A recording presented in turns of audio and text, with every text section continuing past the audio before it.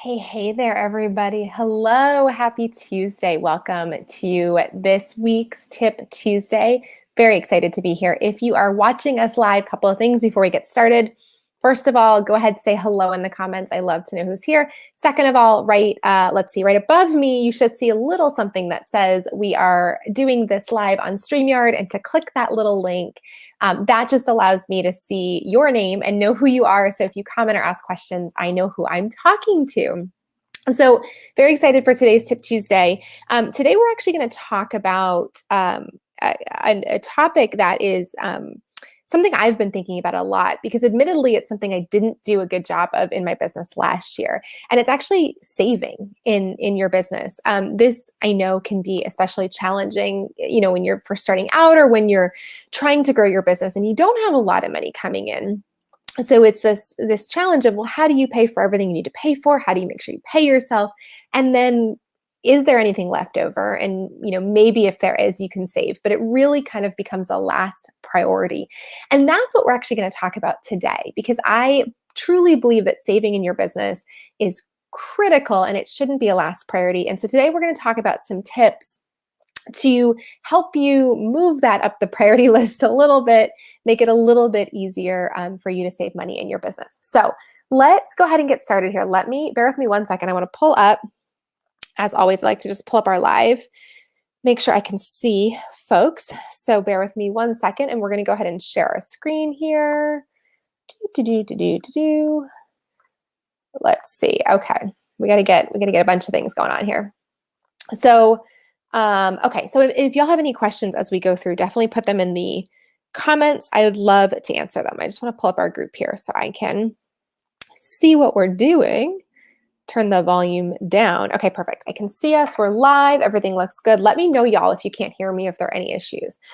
But today we're going to talk about how to save more and stress less in your business. So let's pop over here, get these slides going.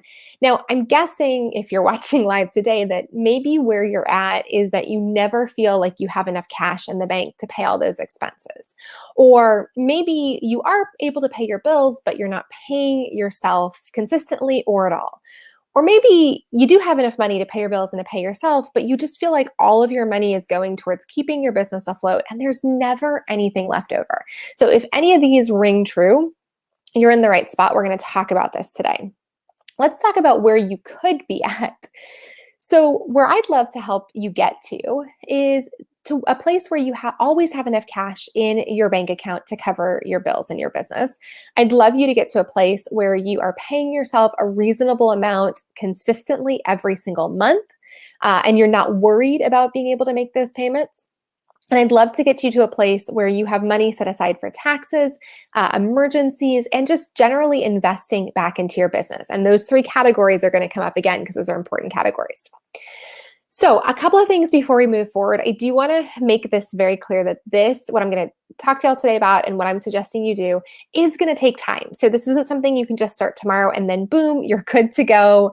No biggie. It's definitely going to take time. And so I don't want you to beat yourself up if after a month or a couple of months, you feel like you're not making progress. Recognize that with something like saving in your business, it is those small steps that actually do eventually get us to that big goal. And so it's really important that we continue to take those small steps, even if it feels like we're not making much progress at all. Cool? The other thing I want you to know is that consistency really is key here. I actually care more about you being consistent with this stuff than I do with you hitting your goal faster or how quickly you get there. Because building these consistent habits is really important so that over time, no matter what happens in your business, no matter what knocks you or potentially knocks you off your footing, you've got good habits in place. So you're going to keep up with savings even when maybe you hit a snag in your business otherwise. And again, setbacks do happen. So stay the course, even if you can only, and I say this with my clients as well when I'm talking about paying yourself, even if you can only increase the amount that you can do a little bit by $1, by $10, by $50, by $100, whatever it may be each time, any increase is another step towards progress. So don't beat yourself up if you can't make as much progress as you'd like. I promise you it's going to be worth it in the end. Okay, so let's go through the steps here. So, step number one in saving in our business is actually to track our cash flow. We can't truly implement a saving strategy until we know what we're working with. So, what I like to do is I recommend you choose an easy to use tool. I actually currently use Excel. Now, normally I'm not a big fan of using Excel for things like this because it requires manual entry. You've got to enter the numbers yourself. But I honestly haven't found a good cash flow tool that I like. So for right now, we're going to go with Excel. But choose one that's easy to use, choose one that you like, that you'll actually use on a regular basis. I like to look at a rolling 3 months. So in my cash flow tool, I'm always looking at this month plus 2 more months ahead so that I can really kind of map out what it's going to look like at each of those points throughout the 3 months. The 3 months gives me more time to adjust and adapt if I need to, if there are any issues, versus if I just looked at the month and there might be a problem in a couple of weeks, I don't have a lot of time to adjust. So that's why I like that 3 month period. When you're looking at your cash flow over 3 months, you want to identify your lowest point. This is going to really tell you, okay, if I had to go to the bank tomorrow and take out money for something, what would I be able to take out? So knowing that lowest point is just a good data point, a piece of information to have as you're working through everything that we're going to talk about today. I also want you to decide on your floor. Your floor is essentially the minimum amount of money that you want in your bank at any given point. Now, your floor isn't just an arbitrary number. It should be based on essentially what you need to have in your bank account so that at no point you're going to go negative, plus a cushion. So you don't want to just pick the base number. And you can figure this out by looking not only at your monthly income and expenses, but also doing that rolling 3 month cash flow to get a sense. For example, if all of your income comes in at the end of the month and all of your expenses go out at the beginning of the month, you might find that you get really low at the beginning of the month when all of your expenses are being paid.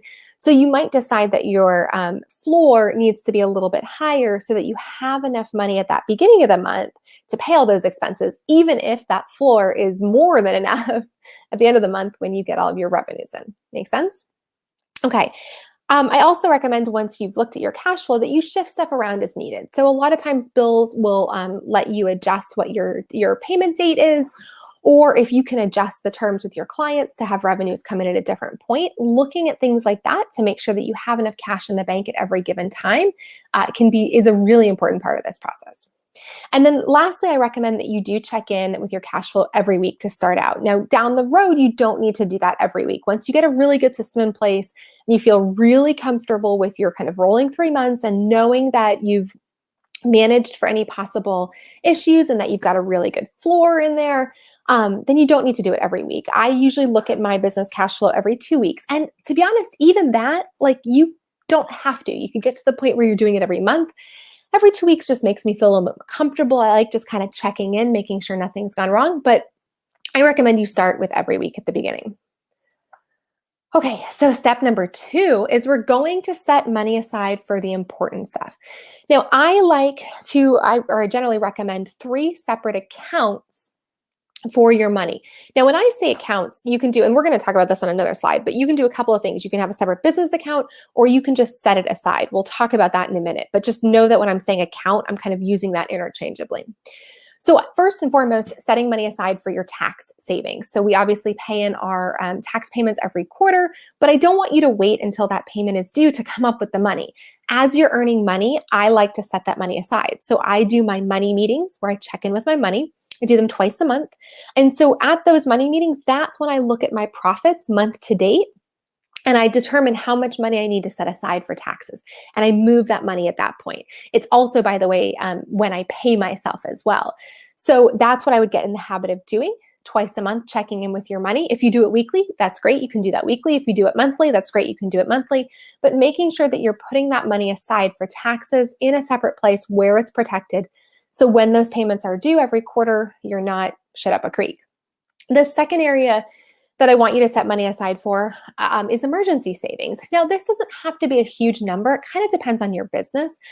I like as a goal 6 months of emergency savings. And this is really in case something happens. What if you weren't able to work for a period of time and so you didn't have any revenue coming in? Or what if just something happens in the world? We're in the middle of a pandemic, the economy, whatever, and your revenues go down. I like having 6 months in a bank account set aside so that worst case, I can float my business for 6 months if I need to. Now, I will tell you, you're probably not going to have the 6 months right at the beginning. That's okay. I don't have the 6 months. I'm working towards it, but I don't have it yet. So don't beat yourself up if you don't have 6 months. Know that it could take a year or more to get to the 6 months. That's okay, but we want to keep working towards that. So what I would recommend doing is you're going to pick a percentage of your monthly profits every single month and put that aside until you hit that 6 months in your emergency savings, or you could do longer. For those of you who might be thinking about doing longer, the one thing I will say is you don't want to have too much just kind of sitting aside in a low interest bearing savings account. I'd rather have you reinvest that money back into your business or put it into your retirement account or something like that. So that's why I like the 6 months. It's a good enough chunk of time. That said, let's say that you are pregnant and you want to take 3 months maternity leave.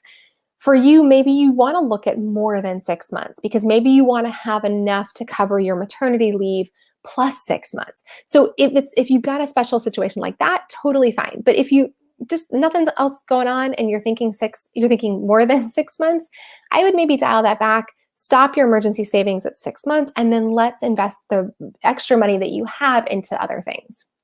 Now, the last area that we're going to set money aside for is owner's pay. That's the money you're going to pay yourself. Now, I will tell you, in my own business, I don't set this money aside.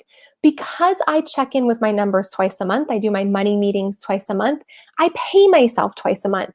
So I don't really need to set that money aside for later.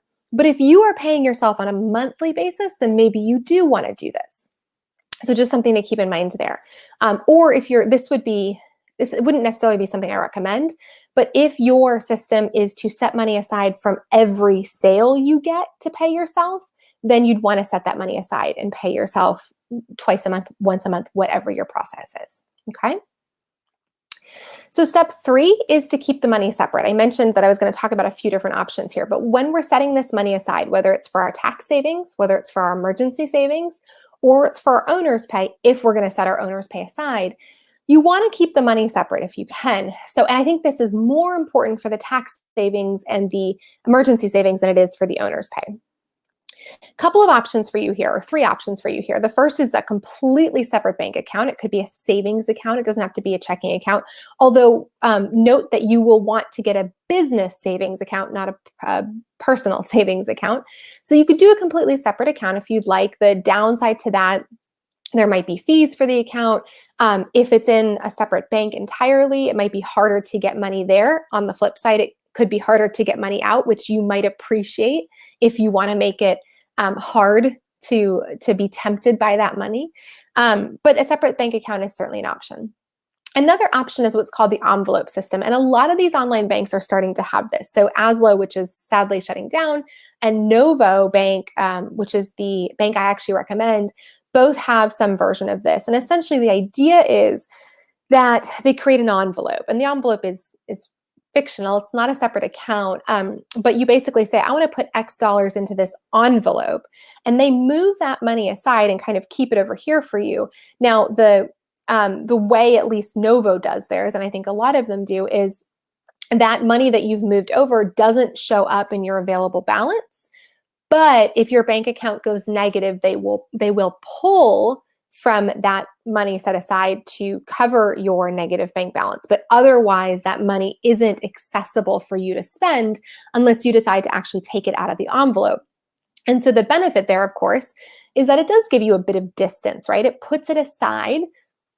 It doesn't make it completely impossible to spend, but it puts it aside and makes it a little bit harder. I like this option because even though I don't anticipate my bank account balance ever going negative, I get comfort and peace of mind from knowing that that money is there and easily transferable into my account if there were ever an issue, versus if I kept it in a separate bank account, it might take a little bit longer. Now, another option for you, and this is technically a separate bank account, but it's a little bit of a different option, is a tool called Capital, and it's Qapital. And I've actually recently started with them. I'm new to them this year, but it's a tool that a good friend of mine who's also in this space recommends. And it's a tool that I've heard a lot of really good things about. And the basic idea is that it opens up an account for you and you essentially transfer your savings in. And again, it could be for taxes, it could be for emergency savings, whatever it may be. And so you transfer it in and you can set it up to where it'll take the same amount every week, or they'll have rules.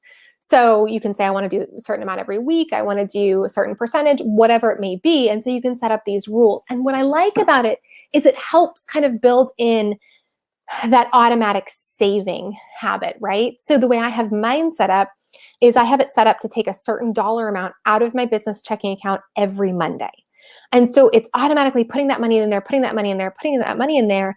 I don't even have to think about it. I don't have to do anything. It's just putting it in there. And so I like that as an option. I like that it's completely separate. I'm using it right now as more of that sort of long-term savings. So I'm using it as something that I know I'm not going to have to access regularly. I like that it kind of shows me my goal. I can set a goal. I even have a picture of like what my goal is. If you're saving up for something in particular, and I like that it's just completely separate. My tax savings I'm doing as an envelope through Novo Bank. That's just easier. Then the money's there when I need to make that tax payment. No worries. So those are your options for keeping the money separate. But I do recommend you keep it separate in some way and that you don't just keep it in your operating account. Now, fourth step, I've already kind of alluded to this one, is to automate the process. So first and foremost, set your goals. What are those goals? If this is tax savings, what's the percentage you're going to take out of every month or every sale or whatever it may be? If it's emergency savings, is it 3 months? Is it 6 months? And what is that number? So you'd be looking at your expenses for those months and say, okay, that expense number times 3, times 6, whatever it may be. If you're saving for owner's pay, what is the amount you want to pay yourself every month? If you're saving for something else, or you want to reinvest back into your business, it could be that you want to reinvest 5% of all your profits back into your business. So that would be your goal. But set that goal, write it down so it's really clear. And then break that goal down into weekly and monthly goals. So again, if you want to save 6 months of expenses in your emergency savings account, well, you've got whatever that number is. But let's say that's $6,000, $1,000 a month. I'm just making it easy, $6,000. So let's break that down. So now let's say you decide, okay, I want to save that 6 months over the next 12 months. Well, that's $500 every month that you would have to set aside to hit that $6,000 goal. That's $125 every week. So maybe you sign up on Capital and you have Capital take out $125 every Monday, put it into that account for you. So break it down into those monthly and weekly goals. And then lastly, automate those withdrawals, whether you're on Capital or a separate bank account or whatever it may be, automate that process as much as you can. Sometimes you can't. So for example, for me with tax savings, I don't automate that. Twice a month when I do my money meetings, I sit down, I do my quick little profit calculation from month to date. What are my profits month to date? And then I have a certain percentage based on my tax situation. I have a certain percentage. So if month to date is $10,000 in profits and my tax number is 25%, then I'm going to move $2,500. I can't really automate that, but that's okay because I've got a really clear system on exactly, or process, I should say, on exactly what I need to do to calculate that number. So if you can't automate it if you can, but if you can't, at least have a really clear process. Okay, we're almost there. And remember, if y'all have questions, please drop them in the comments.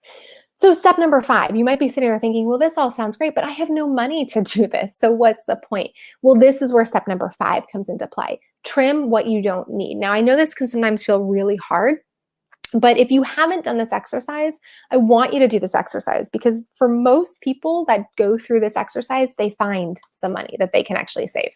Hold on. Let me move this guy over here. So, and yes, for the question of, is there going to be a replay or uploaded version? Yeah, this replay will stay so you can access this later if you want to come back and watch. Thanks for asking that. So when I like to do a review of my business expenses, I basically sit down and I will pull up my business expenses for the last, let's say, 3 months. And then I'll also look ahead and say, is there anything coming up that wasn't reflected there, but I'm going to have to pay coming up? The first thing I like to do is actually determine the ROI of each expense, the return on investment. Now, typically when we calculate return on investment, it's a very specific calculation. We're looking for a number answer or numerical answer. I'm not asking you to go to that depth. I think that would be pretty hard to do for every single expense. But what I do want you to do is ask yourself the question, is this really driving my business forward? Is this really bringing in revenues? Is this really scaling the profits in my business? Um, I'll give you a good example. I use a tool in my business called Dubb, D-U-B-B. It allows me to create personalized videos for people. So if you've ever expressed interest in my tax prep services or my course or any of the things I offer, you may have gotten a video from me that, is me just basically checking in, asking, if you have any questions about what the offer is, and just giving you any information that I can offer to you to help you make a decision about whether or not that offer is right for you. I really like this tool because it allows me to pop into to your world and show you that I'm a real person and show you my face and help you see who you'll be learning from or working with. And I find that it is really good for me in my business.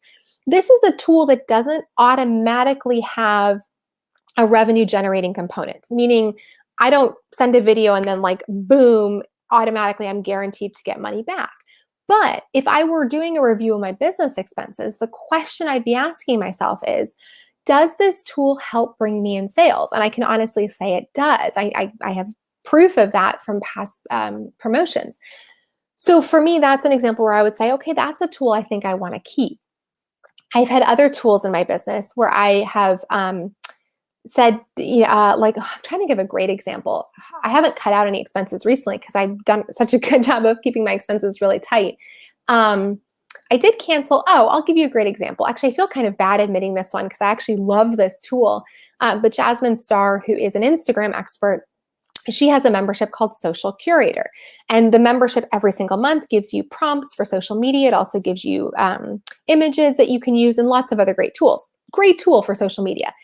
I just canceled it because after doing a bit of an expense review, I said, it's a great tool, but I'm not really using it as much as I could be or should be to justify the expense.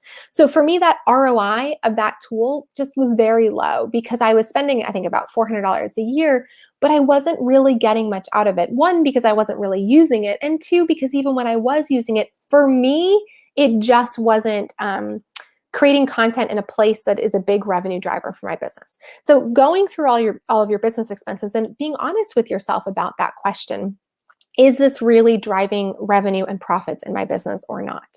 Now, sometimes, I just want to clarify here, sometimes tools are not necessarily going to be revenue drivers, but save you time, which allows you to then go earn money in your business. So an accounting system, for example, or like a client service, like organization database, like if people have questions, things like that. An email management tool. Again, if they save you time and that time allows you to go make more money in your business, then that is great too. But when we're looking at these business expenses, it's getting really honest with ourselves and saying, what can we reduce or what can we eliminate? And sometimes it's actually just about putting it on pause for 3 months or 6 months and saying, let's put this on pause and see how things go. And if 6 months from now we haven't noticed that it's gone, great, we can cut it for good, but let's just try it out. So I would encourage you to do that. Try something out and see if you really need it. And then also ask, where can you get creative? So, are there, I'll give you another great example. For most of last year, I paid for Zapier, I don't know what, $25, $30 a month, whatever it is, allows you to kind of connect a lot of tools. Very cool tool, and I highly recommend it. But what happened was, as my business shifted and as I changed some other tools in my business, I was using it less and less. I still used it. I still had some stuff on it. So it wasn't completely unnecessary for me, but it wasn't as important as it had been. And so what I ended up doing was I looked at what I was still using it for. It was still connecting a bunch of things for me. And I said, is there another way I can connect these tools to each other without using Zapier, whatever it's called? And the answer was yes, I could. I figured out workarounds. So can you get creative so that you can actually eliminate some of these expenses? And this will help you free up funds to be able to then set aside for your savings. Okay, I think that is perfect. Okay, awesome. So that's what I've got for y'all today. Again, if you're just joining now, feel free to go back, watch the replay, talking all about how to save money in your business so that you can stress less, talking about tax savings, talking about emergency savings, talking about investing money back into your business. But if you start to put these steps into place, even if, like, I want you to do this, I want you to figure out your process. Even if you can only save $1 today, figure out your process and get in the habit of saving $1 every Monday. Or every Tuesday or whatever it may be. Just start that process to create that habit. And then over time, you can build up the amount that you can save. But if you start now, I promise you a year from now, you're going to be so happy that you have that habit in place. And you're going to be a lot further along than if you wait until you have a lot of cash in the bank. So, all right, friends, I am going to leave it there. Let me go ahead and stop my screen real fast.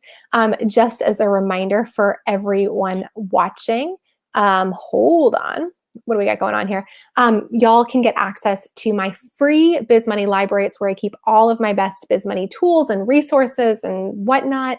You get completely free access by going to megkwheeler.com/free. This is the best place to grab all of my business money tools. So I hope you will join me over there, and I hope you will join me here on Thursday in my free group, the Badass Moneymakers, which you can join by going to megkwheeler.com/group for our weekly Q&A. I'll be back here Thursday. See y'all then.